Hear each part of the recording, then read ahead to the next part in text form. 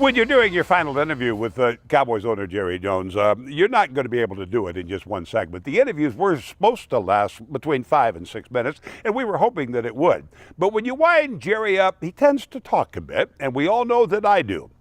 So here's part 2 with Cowboys owner Jerry Jones. Before I end up with another goofy little bit that I've been practicing all week long, I do have to delve into that rather serious issue about COVID-19 and how the NFL and the Cowboys are trying to handle it. How do you think that it's okay to tell a player that he has to stand at attention and toe the line for the national anthem, but it's not okay for you to tell those same players that they have to take the vaccination shot against COVID-19? Well, since we operate with the players as a union, then you make agreements, the traditional union agreement, that could involve any employees. So you're more concerned about the union than the Constitution? No, the union agreement does not let us say to players, you have to take the COVID. It does not let us do that. I know, but I'm saying it again. That bothers you and scares you off more than the Constitution itself? Well, no. What it does do is say that if somebody does something that is not in the best interest of the team, then they just end up not playing. That doesn't mean that they don't get paid because of the collective bargaining agreement.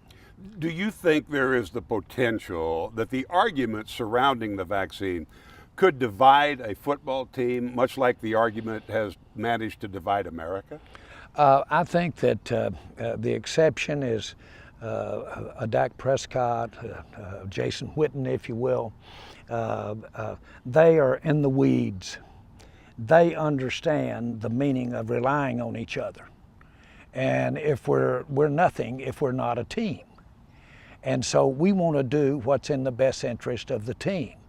That means you have to sometimes sacrifice what's in your best interest.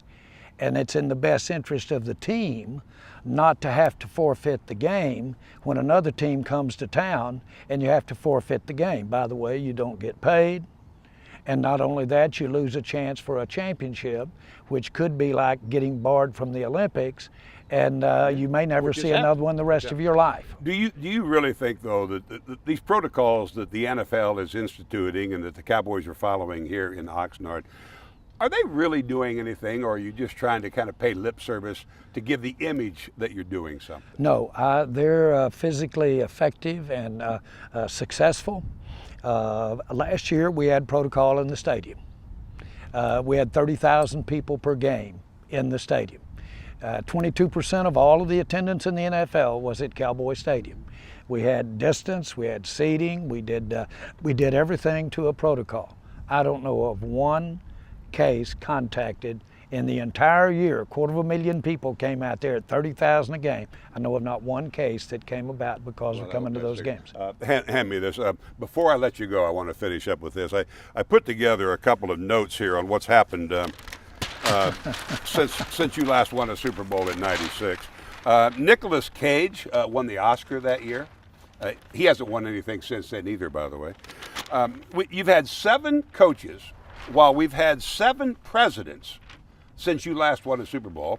I don't think there's a Jimmy Johnson in the entire bunch, is there? Well, I'm not sure either one of those helps us out. Well, I just happen to have a list here that's got a couple of things on it. Real good. And do you know what's happened since your company's stock, since you decided to retire? It's gone up 50%. 50%? People have bought it 50%. On that air. It may well. But here's the thing. Bottom line is I'm retiring September 2nd. And as you could probably imagine, quite a few people are happy about the fact that I'm leaving. How about you going with me? We'll make everybody happy. Well, Dale, I was always holding out. I knew you had to be the first to go. I knew that for sure. But Dale, seriously, I want to say this about a guy with a big heart. And we have appreciated you. I have appreciated you in the 30 some odd years that I've been involved. You've been really a great asset, You were always a fraud. And I say that lovingly. Because I know many of your things you've done behind the scene. what I remember the most is what a great son you are. And I know you called me. My daddy's real sick. Yeah. Is there any way we could arrange a visit and talk? We talked, and you went up my eyes about twofold, thinking, now that's a son. Wanting his dad to have some last-minute action with it. But thank you. I'll say it back at you, and I'm going to say a few things before the week is over about how much I've enjoyed it. This is absolutely my favorite part of every training camp I've been to for the last 40 years, but certainly since you bought the football team, is the opportunity to sit down and talk with you. It really is. I appreciate it very much. Well, let me say this. I did not fire you. You quit. Thank you for that. I knew I was right about that. I knew I was right about that. Well, I'm glad we at least cleared that up. I am going to talk a little bit more about Jerry Jones before we are headed back to Texas. But this is what the Cowboys fan is actually dealing with now. This is the reality.